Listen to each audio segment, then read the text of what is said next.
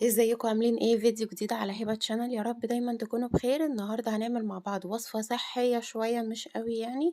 مكرونة بشاميل بس من غير دقيق خالص. هي جت معايا كده والله، قلت اجرب يعني.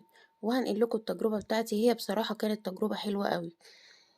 بعتذر لكم بس عن صوتي عشان عندي شوية برد، فصوتي متغير شوية. انا حطيت معلقة سمنة كده، وهحط البصل ده عاملاه على الكبة كده ناعم. هعصج اللحمة المفرومة عادي جدا. قلبته كده شوية لحد ما دبل معايا كده، لقيته محتاج حبة زيت، فحطيت له حوالي معلقة كده عشان يدبل معايا بسهولة يعني. وبعد كده حطيت حوالي نص معلقة صغيرة توم، حاجة بسيطة قوي اهو زي ما انتوا شايفين، حوالي ربع معلقة او نص معلقة صغيرة. حاجة بسيطة كده تدي بس ريحة حلوة. اول كده ما التوم ريحته بانت والبصل دبل معايا، نزلت بنص كيلو لحمة مفرومة. المقدار ده هيعمل صينية كبيرة. استخدمت نص كيلو لحمة مفرومة على الكيسين مكرونة، اللي هو الكيس اللي بيبقى 400 جرام، اللي هو الكيس الصغير يعني نص كيلو.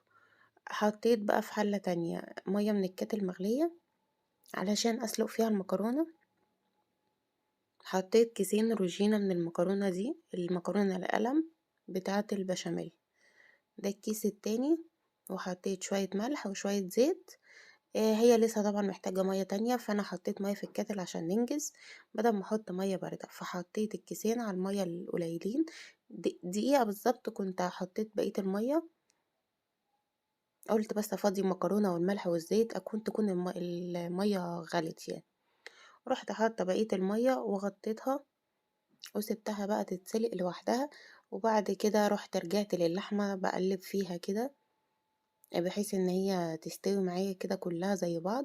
وفي الوقت ده كنت عملت طماطميتين اتنين كده على الكبة، اتنين طماطم صغيرين قوي.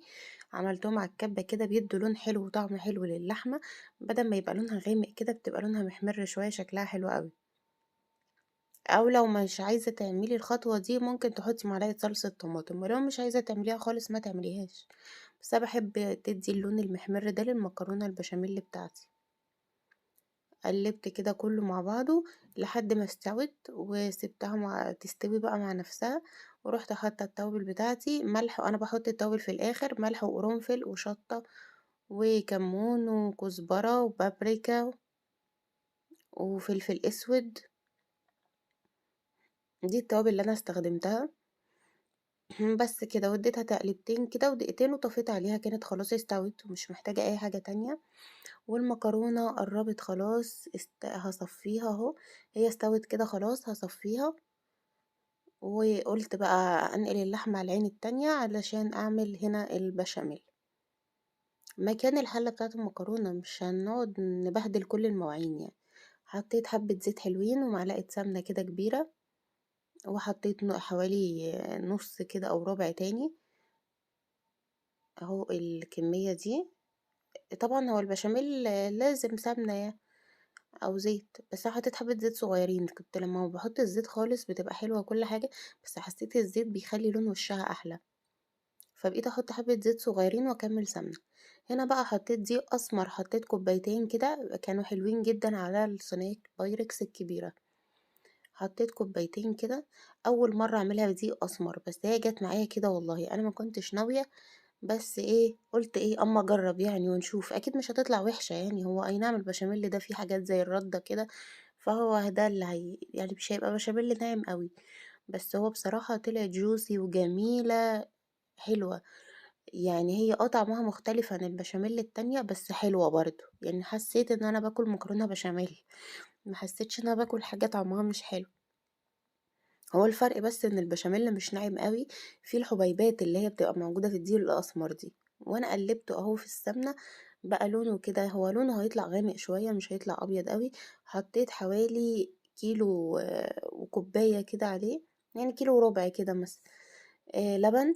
وانا بحط دايما كيلو لبن واكمل شوربة، بس انا ما كملتش الشوربة فحطيت حوالي كيلو وربع كده ايه لبن. واحتاجت مني نص كوباية مية عشان انا ما كانش عندي شوربة جاهزة. وحطيت بقى ملح وفلفل اسود. انا ما كنتش بحط فلفل اسود للبشاميل عشان بقول ما يغمقش البشاميل، بس ده اصلا بشاميل مش ابيض يعني، هو في حاجات كده فلونه بيج شوية مش أبيض، وتخن كل حاجة زي البشاميل التاني وسِبته يغلي، بس طبعًا إيدي فيه زي الدقيق التاني. أنا باغرفه بالراحة أهو عشان أوريكم القوام بتاعه عامل إزاي، زي كأني باعمل بشاميل، بس هو الحوار إن أنا بدل ما أحط دقيق أبيض حطيت دقيق أسمر، بس كده. باجهّز بقى البايركس بتاعي، فضّيت كمية البشاميل في حاجة أعرف أصُب منها، والحبّة دول حبّة صغيّرين سِبتهم وقلّبت فيهم المكرونة كلّها، عشان باحب أقلّب المكرونة في البشاميل، مش باحب أحط المكرونة مسلوقة كده. قلّبت فيهم المكرونة كويس أوي ورصيتهم في البايركس، ده البايركس المقاس هو بيبقى أكبر واحد في الطقم.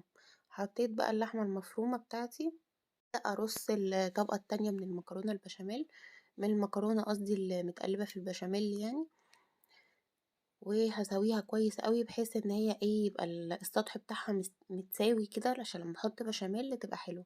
اتبقوا بس حبّة صغيّرين من المكرونة حوالي معلقتين كبار كده، والبشاميل أهو باصُبّه بالشكل ده، أنا كنت صابّاه في شفشق كده عشان يبقى سهل عليَّ، وصبّيته في الشفشق. تلاحظوا إن الصينية مليانة بس هي لأ عادي حلوة يعني ما دلدقش منّي برّه في الفرن ولا أي حاجة، ما فيش أي بشاميل اتدلدق، وده شكلها وطلعت محمّرة وجميلة وحلوة. لو عايزة تضيفي بيضتين كده أو 3 على الوش، البشاميل اللي هتحطيه على الوش ضيفي، بس أنا ما حبيتش أضيف يعني قُلت أجرّبها كده أشوف طعمها هيطلع إيه، عشان أول مرّة أجرّبها. قُلت المرّة الجاية هابقى أضيف لها بيضتين لإن هي بصراحة عجبتني أوي، أوي، وبصوا لونها متحمّر وجميل، وهاوريكم شكلها أهو من جوّه. ما تفرقيهاش عن المكرونة التانية، غير بس لون البشاميل متغيّر، والطعم juicy وبرضه حلو وجميل، كأنك يعني مش هتحسي إن أنتِ بتاكلي حاجة مختلفة عن المكرونة البشاميل، ومشبعة جدًا، جدًا. أنا كلت منها أقل ما باكل في المكرونة البشاميل بكتير، حتة كده خلاص أنتِ شبعتِ أساسًا، فحلوة أوي للي مش عايز ياكل كتير.